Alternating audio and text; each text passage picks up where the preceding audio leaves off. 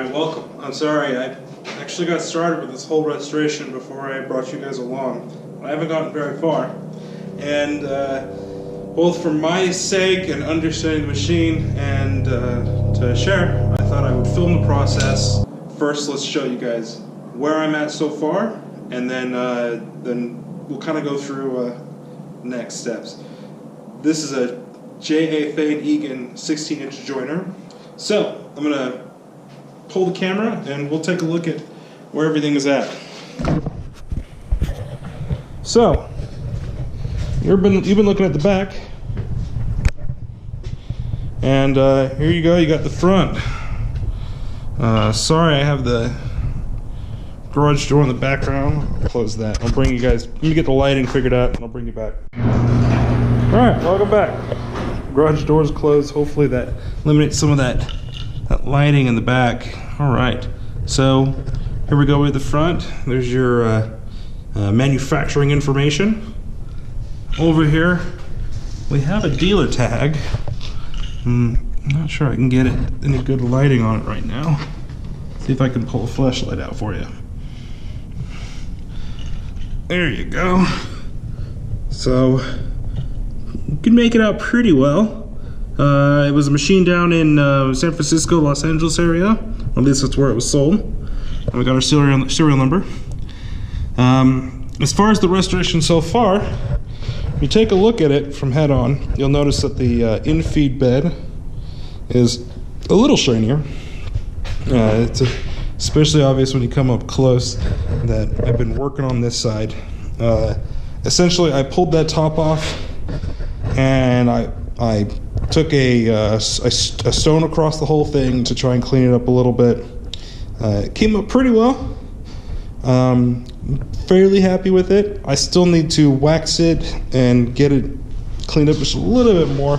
We ended up getting some spot rusting in between, so clean it up one more time before we call that bed good. I also scraped along the sides, so you have slightly reflective metal you can see here. That had paint on it, even though it looks like it's a machined surface on the sides here. The rest of this, though, are rusty and painted, and that'll be fully stripped. So, that's been done, and as well we pulled the outfeed table handle off, and we'll polish that up. That is located under there on that shaft, if you can even see it. Now, this machine's not perfectly original. It does still have the original Babbitt bearings, and they seem to be in pretty good shape. It was outfitted, normally, this piece of machinery would have had the motor right here attached to the back. At some point, that was changed, and it changed to a belt-driven with a 5 horsepower single-phase motor down here. Obviously not original either. So, next step is to pull this cutter head out. Unfortunately, and for some of you on the OWWM website and the Facebook page will know about this, but this nut right here is cracked, and because it's cracked, I can't get it out. So that means I'm going to pull the whole head out. It's going to do it anyway, and we'll take it into the machine shop at the makerspace locally here. We'll chalk it up in the mill and then attempt to drill it out. The only downside to all of that, and it doesn't change my situation, but these bad boys, that's what's in there. These cone head set screws, 7/8 inch thick and 1 1/4 inch long, cannot be found anywhere. I have looked in every website I've ever known of and Googled around and could not find those.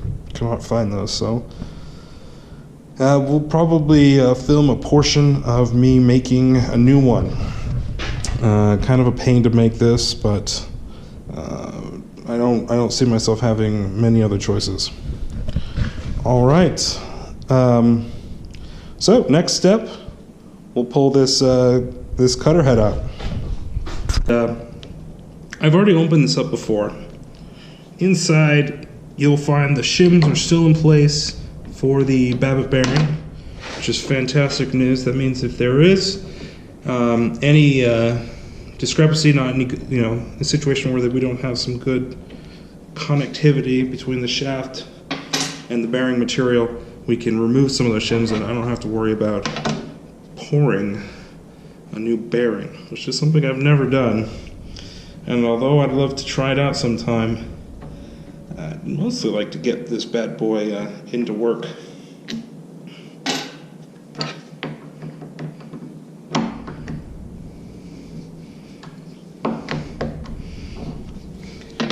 This is a pretty boring part. So as I unbolt all these, I'll probably fast forward this and change the angle so you can get a better view. And then, so enjoy the little montage.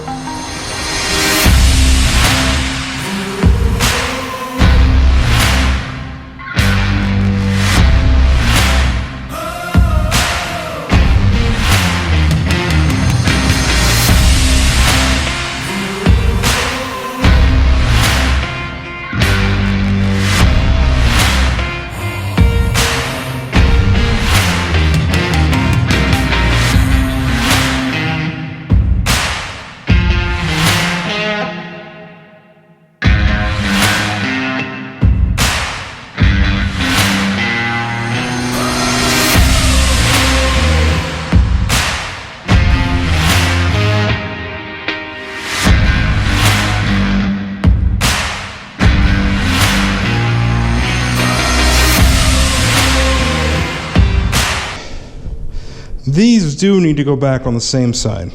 Now, okay, wonderful. I don't think I'm going to have to mark these. This one has grooves in it. That one doesn't. That's not too terribly complicated to match up. So, all right. Oh, that bad mammoth jamma looks heavy. We'll see if I can lower this outfeed or infeed table a little more. All right, that's maxed out.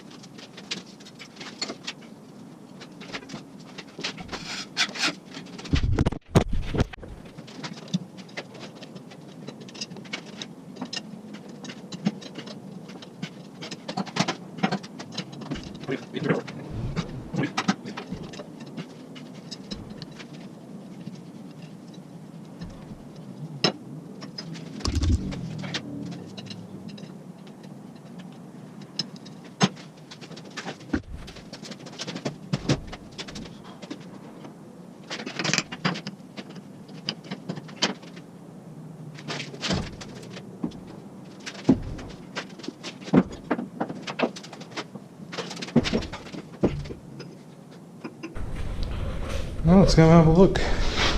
Here's the inside of the Babbitt. It looks like There's some, I want to say cloth or fabric or cotton material inside the bottom of the babbitt. I'll dig all that out somehow, and then we'll do some research, figure out what I need to put in there, and we'll put it in there. Same type of situation, which is leading me to believe that these might be slightly damaged holes, but that they're on purpose, which makes perfect sense, so that you have something that's constantly holding a lot of oil at the ready. The only thing that has me concerned is that there's almost certainly grease that was used at some point, and these feel caked, like grease had gotten into them and made them basically unusable. We did get the head out. You saw me do that real quickly. Tin, it's got that nice rusted patina on it. Let me get out of the light for you. Yeah. Just playing around with it. So you have the set screw that puts pressure between these gibs and the blade, and they just kind of come out when there's no pressure under them.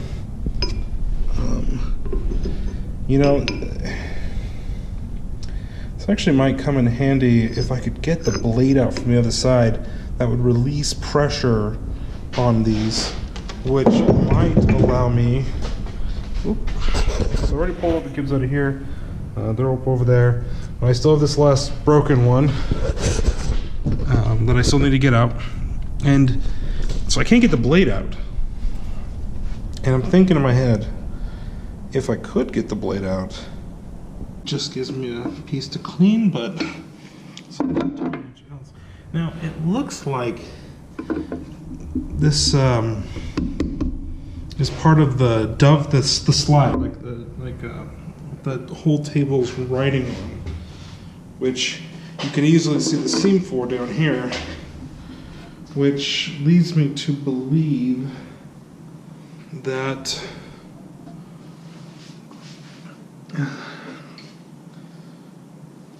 somehow I can get this off. Okay.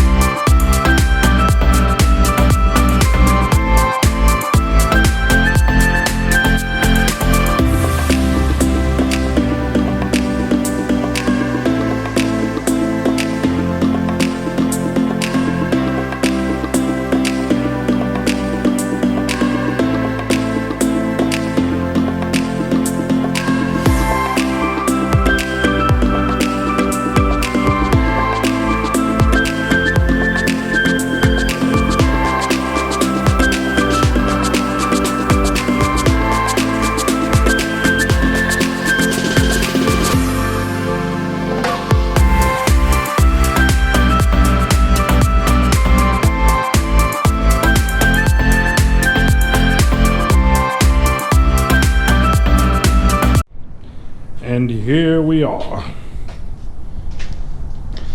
This has been all taken apart. Cutter head.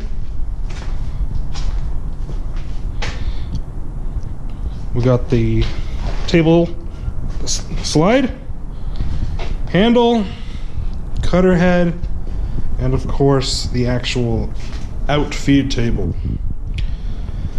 Alright, that'll be the end for this video. Stay tuned. What I'm going to do is I will take apart the rest of it, so I'll pull that out, or the in-feed table back off. I'll pull the giant height adjustment wheel off, solid 24 inches. I'm not exactly sure I'm going to polish that yet, but we'll pull that off and basically get it to match this side. And then also in that second video, we'll start cleaning it up, peeling some paint, and getting things vacuumed up. All right, see you then, and thank you for watching.